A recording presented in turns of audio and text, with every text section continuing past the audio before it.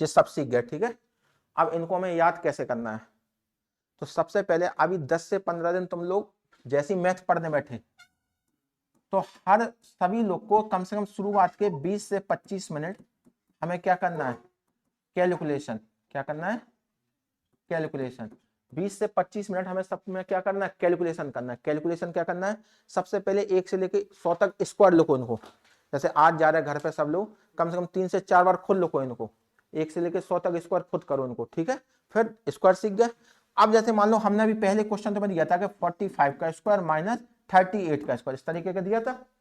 तो इसको तुम लोग किस तरीके से सॉल्व कर देते, 45 इंटू 45 माइनस 38 इंटू 38। लेकिन अब इसको इस तरीके से सॉल्व नहीं करना, बात समझ में आ गया। जो तरीके सिखाए हैं स्क्वायर निकालने के तो उनको यूज करो, ठीक है।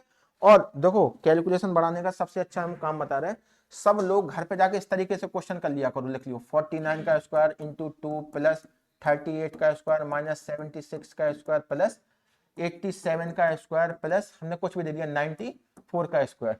समझ में आ गया। सबको क्या करना है, इस तरीके से डेली 10 से 15 क्वेश्चन देखो।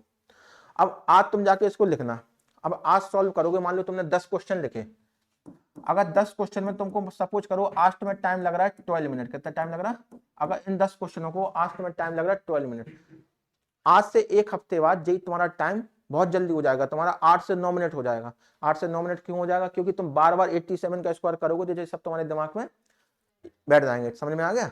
तो कैलकुलेशन बढ़ाने का तरीका सबसे अच्छा है प्रैक्टिस, ठीक है। कैसे, पहले तो टेबल क्लियर करो। अब जैसे हम देख रहे हैं कि अभी सब लोग को, जैसे मान लो 50 में से हमने कहा 36 कितना कम है, माइनस कर दे, बात समझ में। तो इनकी बेटा जितनी प्रैक्टिस करोगे, बात समझ में आ गया, तो उतने जल्दी ये चीज होगी। यहाँ तक सबको समझ में आ गया अच्छी तरीके से। तो स्क्वायर सब लोग आज प्रैक्टिस करना, ठीक है। दूसरी चीज एक बार और सब लोग ध्यान से सुनो, देखो सब लोग यहाँ पे आए बेटा एसएससी की तैयारी करने।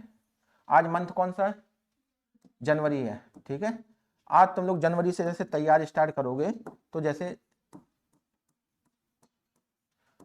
वही अपना ये बैच चलेगा, मतलब जून तक 6 मंथ तक तुम्हारा सिलेबस होगा, ठीक है। जनवरी से लेकर जून तक चलेगा। जैसे आज सपोज करो इतने बच्चे हैं, अब बच्चे क्या करते हैं, जैसे तुम लोग शुरुआत में तो आओगे, अभी 10 दिन आओगे, फिर एक दिन क्लास छूट गई नहीं आए, फिर 2 दिन नहीं आए, फिर 3 दिन नहीं आए। इस तरीके से तुम अगर देखो बच्चे छोड़ते, जैसे इस तरीके से गैप होता रहेगा तो तुम्हारे, जैसे मान लो सपोज करो आज जिन बच्चों ने छोड़ दिया तो स्क्वायर उनका चला गया, स्क्वायर इनका खत्म हो गया। अब इसे तैयार तो वो कर नहीं पाएंगे, बस समझ में आ गया। अच्छा दूसरी चीज बच्चों को क्या है कि चलो स्क्वायर छूट गया कोई दिक्कत नहीं, हम ऑनलाइन कर लेंगे। ऑनलाइन बच्चे कोई नहीं कर पाता। तुम लोग जैसे सब लोग है कोई भी देख लेना ऑनलाइन। सबसे पहले क्या रूटीन में यहाँ पे क्या है कि तुम्हारा डिसिप्लिन है। जैसे तुम्हारी कोचिंग सपोज करो 4 से 6 है, तो 4 से 6 तुमको आना ही आना है, बात समझ में आ गया।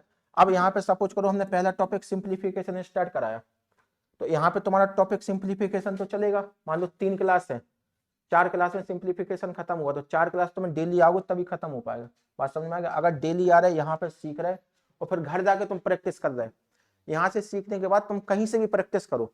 प्रैक्टिस क्या करना है तुम्हें, प्रीवियस ईयर क्वेश्चन ऑनलाइन लगाओ, कहीं से भी लगाओ, पहले तो यहाँ का लगाओ, बुक लगाओ, फिर कहीं से भी प्रीवियस ईयर क्वेश्चन मिले तो उनको करो। तो बात समझ में आ गया। तो 6 महीने अपने आप को पूरी तरीके से डिवोटेड कर दो। तैयारी का मतलब तैयारी, ना कोई छुट्टी ना कुछ ना कुछ, जो काम दे रहा है पूरा काम करके आओ, जो तरीके से सिखाए सीखो। अगर वास्तविक सिलेक्शन लेना है, बात समझ में आ गया। अब मान लो यहाँ पे तुमने लापरवाही कर दी, जैसे आ जाए 10 दिन नहीं आए 10 दिन, समझ में आ गया। अब 6 महीने बाद मान लो आने वाले इस साल कई सारे एग्जाम मिलेंगे तुम लोग को। जो 12th पास है तो देखो रेलवे के एग्जाम हो गए, रेलवे का एग्जाम तुम्हारा कौन सा हो गया, यूजी वाला हो गया, ग्रुप डी वाला हो गया। जो एसएससी वाले हैं उनके लिए कौन कौन से एग्जाम हो गए, सीएचएसएल हो गया, एमटीएस हो गया, बात समझ में गए। ये किसके हैं, जो 12th वाले हैं।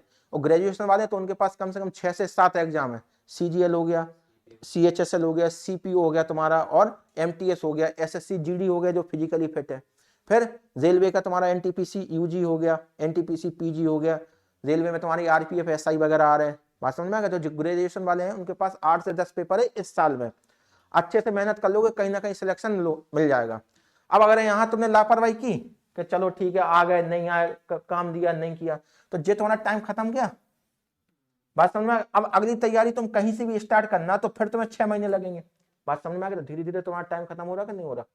तो इसलिए जो यहाँ पढ़ाया जा रहा है मेहनत से पढ़ो, बात समझ में आ गया सबको अच्छी तरीके से। तो आज जो स्क्वायर सिखाया घर पे सीख के आओ, इनकी बार बार प्रैक्टिस करो, ठीक है। समझ में आ गया बेटा सबको अच्छी तरीके से।